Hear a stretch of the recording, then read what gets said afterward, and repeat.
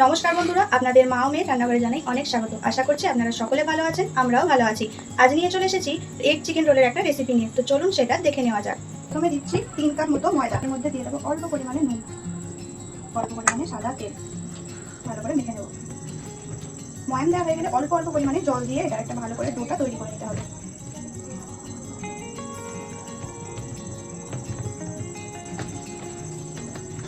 এরকম সফট হয়ে গেলে এটার মধ্যে অল্প পরিমাণে একটু তেল দিয়ে দেবো।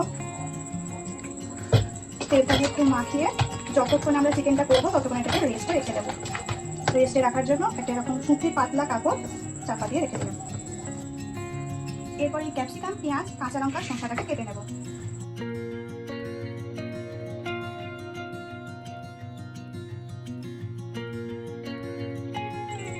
একটু লম্বা লম্বা করে কাটবো। এরপর পেঁয়াজগুলোকে কেটে নেব। এরপর শসাটা কেটে নিচ্ছি। এটা করার জন্য প্রথমে কড়াইয়ের মধ্যে দিয়ে দিচ্ছি তেল। এরপর বাদামটা ভেজে নিচ্ছি। বাদামটা ভাজা হয়ে গেছে, এবার নামিয়ে নিয়ে অল্প পরিমাণে নুন দিয়ে দিলাম। এবার তেলের মধ্যে দিয়ে দিচ্ছি পেঁয়াজ, চিকেনটা কষাবার জন্য। এরপর পেঁয়াজটা একটু ভাজা ভাজা হয়ে গেছে, এর মধ্যে দিয়ে দেবো আদা রসুন পেঁয়াজের একটা পেস্ট। এবার একে একে গুঁড়ো মশলা দিয়ে দিচ্ছি। দিলাম হলুদ গুঁড়ো, জিরে গুঁড়ো, ধনে গুঁড়ো আর শুকনো লঙ্কা গুঁড়ো। দেবো পরিমাণ মতো নুন। এবার মশলাটাকে একটু কষিয়ে নিয়ে দিয়ে দেবো চিকেনগুলো।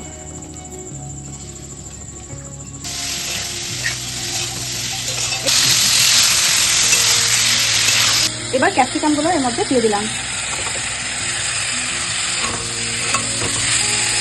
এবার ময়দা থেকে এভাবে ছোট ছোট লেচি কেটে নিয়েছি, এগ রোলগুলো এবার বেলে নেব।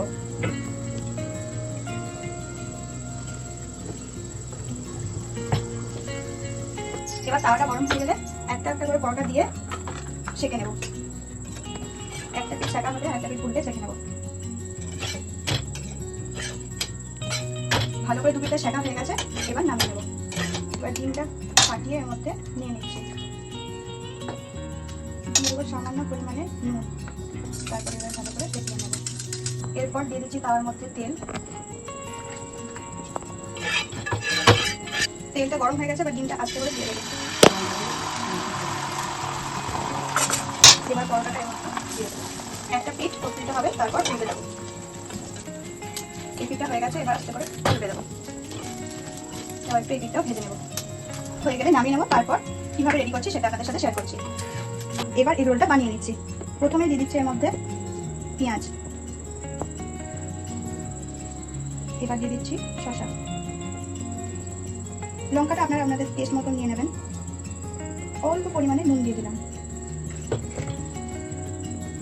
এবার দিয়ে দেবো যে চিকেনটা বানিয়ে রাখলাম সেটা।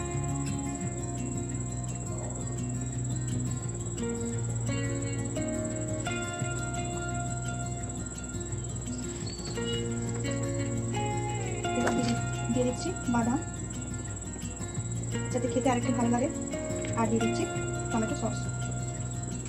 এবার এভাবে রোল করে নিচ্ছি। তারপর একটা পেপার দিয়ে মুড়ে দিচ্ছি। এগ রোল রেডি হয়ে গেছে। তো আপনারাও যদি এভাবে বানাতে চান, আমাদের রেসিপিটা দেখে অবশ্যই বাড়িতে বানিয়ে খাবেন, আপনাদেরও ভালো লাগবে। Thank you.